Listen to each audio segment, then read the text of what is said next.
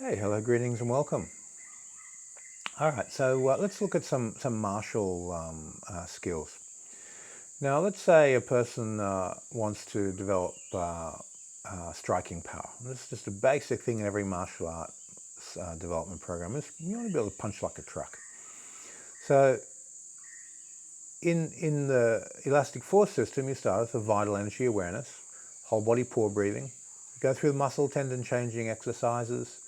Then you do the power stretching exercises, the throwing exercises. You get your body elastic from the throwing.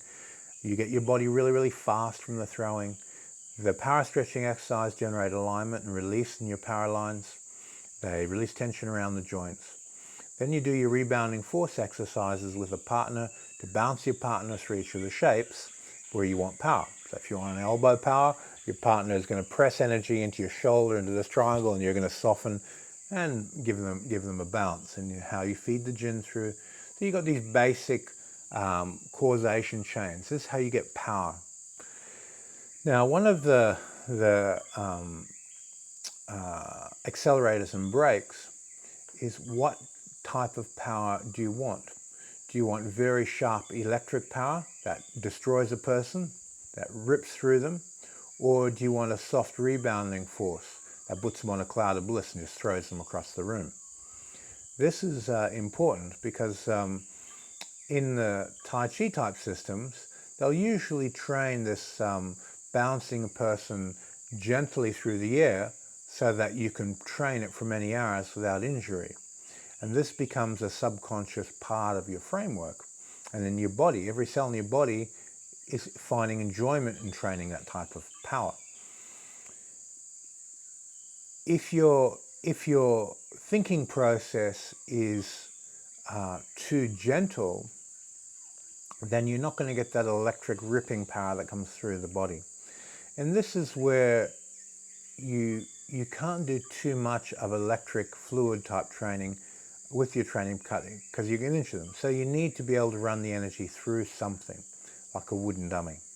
A wooden dummy, you can touch, drop the body, open the joints and put a shock power into the wooden dummy, and the wooden dummy absorbs the power, but it's intentional. You're intending the emission of that energy through using gravity, dropping and vibrating it out of your body and projecting your intent.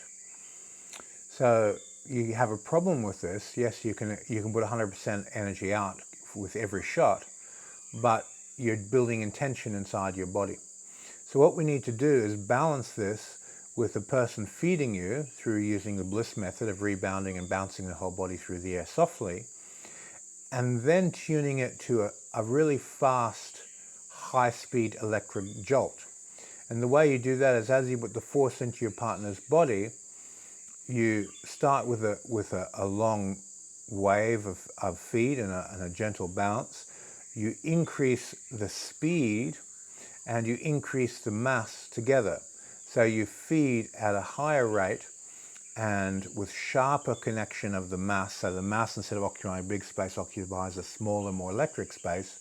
And then as you issue, you squeeze the joints more and fire as a reflection of the speed of the feed. Now the feeder moves towards feeding at the speed of a boxer's jab as an electric jolt into the body, and you align to that energy, and then you pulse that energy as a reflection back to produce that electric fluid. Now each time you do that, you may go, okay, I'm working on a scissors type of Gansau movement on the wooden dummy form. Your partner will feed you in such a way that you can stimulate the shape, and then as you bounce them through the air with a cloud of bliss, you pull it into the sharper cutting type of action, and then over a series of 9 issues, by the 9th one you've got this electric slicing, bone cutting power. Then you go onto the wooden dummy and you transfer that feeling across with intent. Now remember that as a partner touches you and feeds force into your scissors movement, that they bring their body weight up, stretch through you, and then transfer it as a shock wave. And all you do is align to the ground and open your joints and reflect the shock wave. So they build that power in you by how they transfer their weight through you and how you stretch to respond to it. That feeling of how you align to them passing energy through you. You touch your wooden dummy, and then you put that feeling into the wooden dummy, drop, and you balance the intention of the drop and then the intention of the cutting into the dummy without throwing your body weight up. You relax your body weight down with the same feeling as when a partner transfers their mass through you, and then you practice the Gansauer movement on the dummy. You touch, you relax all the joints, you sink, you ground it out, and then you put that shockwave feeling in and build it up. As you're building up each one of these movements, you have to be very creative in the way your partner feeds the Jin into you, and the way you have this non-intentional dropping power, and the way you touch the wooden dummy to transfer that non-intentional dropping power into the dummy without throwing your body weight up and out. You'll see a lot of people when they touch the dummy, they throw themselves into the dummy. You've actually got to let gravity drop you down, so you get your mass connected into the fascia, and the mass comes through the elasticity of the body back onto the dummy. This makes you grounded with power. If you throw your body weight, you're very vulnerable. You want to drop your body weight and make the muscle tendon change and then transfer it into electric shock. The most efficient way to do this in a very grounded way is to have a partner feed you the Jin and transfer their body weight through you into the ground. This grounds you out, transfers muscle to fascia. You look at the personality of the movement you're doing and then transfer the force. So you'll do a few minutes of training with a partner where they feed the Jin, then you go onto your dummy, you hit your dummy for a few minutes, get the feeling transferring backwards and forwards. An hour later, you have a really nice, clean, non-intentional Jin inside of an intentional movement.